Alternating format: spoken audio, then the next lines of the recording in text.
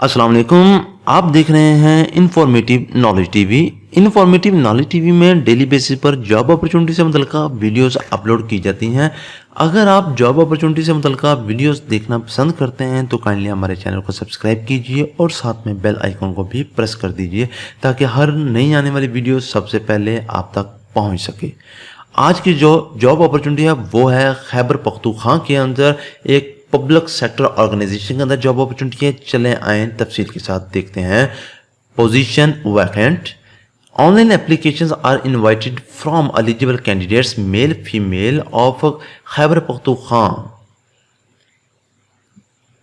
इन public sector organization के लिए applications मतलूब हैं। सीरियल नंबर 1 के अंदर जो चीज़ आ रही है वो मॉनिटरिंग एंड एवेल्यूएशन ऑफिसर की सीट अवेलेबल है। इसके लिए जो एज की लिमिट है वो 28 से 35 साल तक है।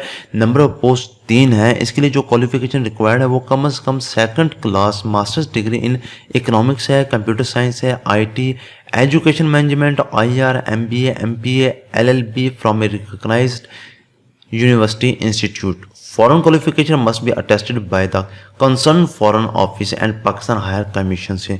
मिनिमम जो एक्सपीरियंस है 3 साल का कम से कम एक्सपीरियंस होना चाहिए in management and have excellent analytical skills in government, semi government and registered private organisations का। और इसके अलावा एमएस ऑफिस का भी और इंटरनेट का भी नॉलेज होना चाहिए।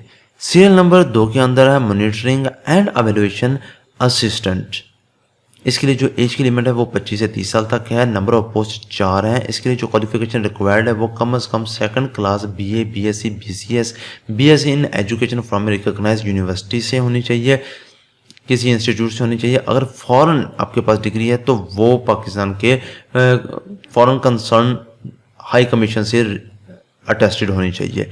इसके लिए जो मिनिमम क्वालिफिकेशन है वो 2 साल का रेलिवेंट एक्सपीरियंस है इन डाटा कलेक्शन के अंदर है, कंडक्टिंग फिजिबिलिटी के अंदर and monitoring activities in government, semi government and registered private organization के अंदर।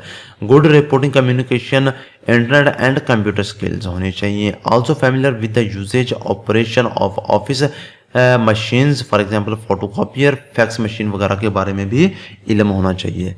सीरियल नंबर 3 के अंदर पर्सनल असिस्टेंट की सीट अवेलेबल है जिसके लिए एज की लिमिट है 21 से 35 साल तक है। नंबर ऑफ पोस्ट 3 है। इसके लिए जो रिक्वायरमेंट्स है वो एफए, एफएससी, डीकॉम है। कंप्यूटर लिटरेट होना चाहिए, 35 अल्फाज पर मिनट स्पीड होनी चाहिए और शॉर्ट हैंड की 50 वर्ड्स पर मिनट स्पीड होनी चाहिए। इसके लिए जो मिनिमम एक्सपीरियंस रिक्वायर्ड है वो 4 साल का रेलिवेंट एक्सपीरियंस है। Having sufficient knowledge of computer and other office equipment, photocopier, fax machines and graphic designs वगैरह का भी इल्म होना चाहिए। सीरियल नंबर 4 के अंदर है जूनियर कलर की सीट अवेलेबल है। इसके लिए जो एज की लिमिट है 18 से 30 साल तक है। एक सीट अवेलेबल है। इसके लिए जो रिक्वायर्ड क्वालिफिकेशन है वो मैट्रिकुलेशन विद सेकंड डिवीज़न है और कम से कम 30 अल्फाज पर मिनट टाइपिंग स्पीड भी होनी चाहिए। इसके लिए जो मिनिमम एक्सपीरियंस रिक्वायर्ड है वो है कम से कम 2 साल का एक्सपीरियंस है। इसके अलावा गवर्नमेंट, किसी सेमी गवर्नमेंट या फिर रजिस्टर्ड प्राइवेट ऑर्गेनाइजेशन का एक्सपीरियंस होना चाहिए। सीरियल नंबर 5 के अंदर सुपरवाइज़र है। इसके लिए जो एज की लिमिट है 18 से 45 और अबव।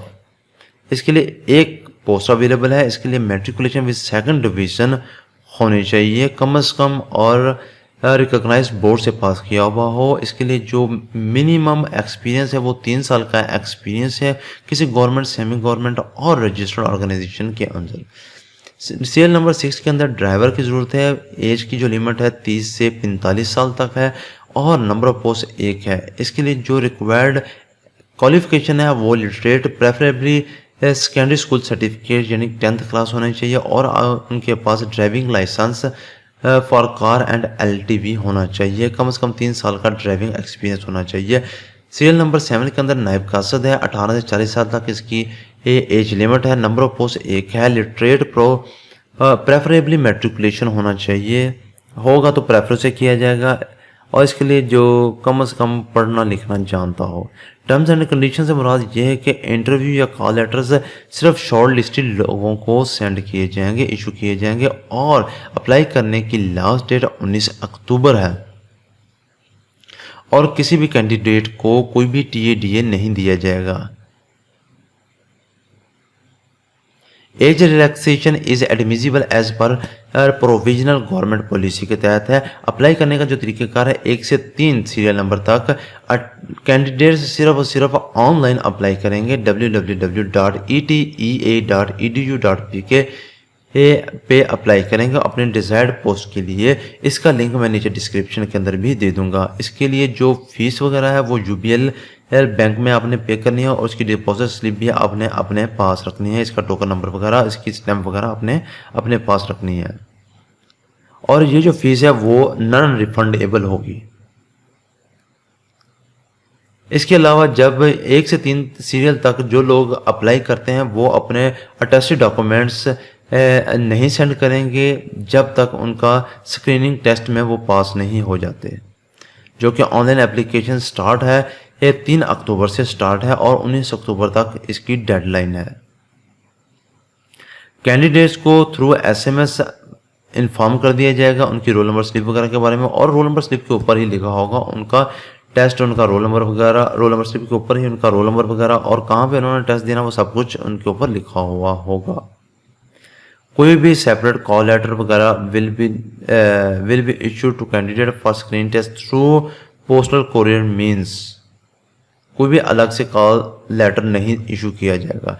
जो लोग सीरियल नंबर 4 से 7 तक अप्लाई करना चाहते हैं वो जस्ट अपने डॉक्यूमेंट्स की अटेस्टेड फोटोकॉपी CNIC डोमिसाइल और दूसरे जितने भी एजुकेशनल और एक्सपीरियंस डॉक्यूमेंट्स हैं वो PO box number 621 main GPO Peshawar cantt अरसाल करेंगे।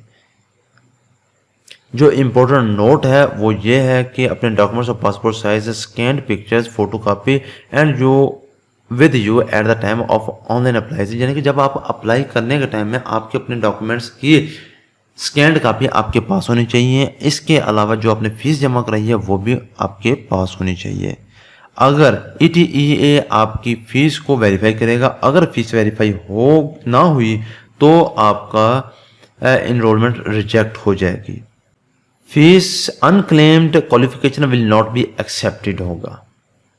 Thanks for watching, see you next video. अल्लाह हाफिज़।